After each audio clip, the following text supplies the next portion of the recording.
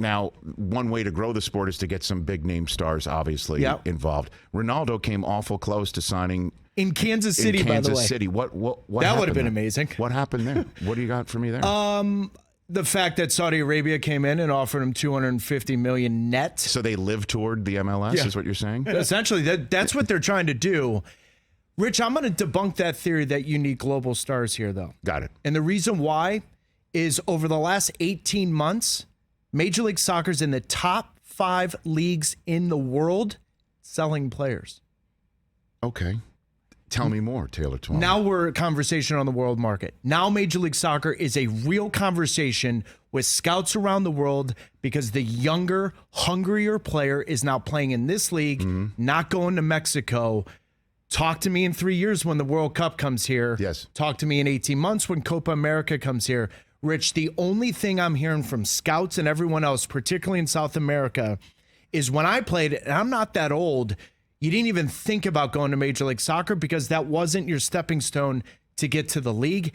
Now it is. You got legitimately serious players like Thiago Almada, who won the World Cup with Messi in Argentina, saying, I don't want to go to Liga MX to get to Europe. I'm going to Major League Soccer. I think that's the first sign of real growth. Yes, you, Scott Van Pelt, and all the big names in media around the world, we want... I'm not saying we don't take Messi. I'm not saying you don't take Zlatan, but it's no longer the staple on how to grow the league. Does that make sense? Of course it totally makes sense. And it's all interconnected, and it does wind up with, I imagine, the U.S. men's national team becoming more competitive each time that they go out, that they're that homegrown stars can get what they need here with the level of competition to get better here in order to start dominating worldwide. That's the most important point. I totally get that. So, but when you do have me at Messi, though, and you do need the casual fan to be tuning into Apple TV here just to go check things out. And if Messi shows up in Miami, for Beckham, then you got yourself a different story. Yeah, that's completely different. Messi's Pelé 2.0. We all know what Pelé did in the NASL. My father played in the NASL for 10 years. I'm an NASL baby. I went to Cosmos games. Bingo. By the way, Bob Lee called those games, by the way. Did he really? The general did? I'm dating him a little bit. Sorry, Bob, if you're listening. I went to those games. Amazing, right? Of course. Messi will trump that times 1,000. Is it going to happen?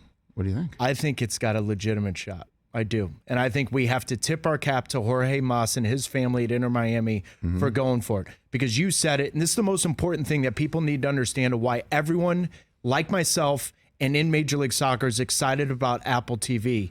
For the first time in its history of 27 years, you've now got a partner that has the same ambition and resources that want to take this thing on a linear growth. If you throw Lionel Messi into that equation, the 108 countries that Apple TV is on with no blackouts, buddy, you're talking about people that wouldn't even think about Major League Soccer. So yes, Messi is the absolute trump to anything I just said because he transcends soccer. He transcends sports in that part. So, yes, you go get Messi. I think it's a legitimate shot. I would be shocked, honestly, if he doesn't come because I know the Messi camp really wants to do this. They love Miami. They want to try it. And I can't imagine what the World Cup will be in 2026 when Argentina announces Lionel Messi as an Inter Miami player.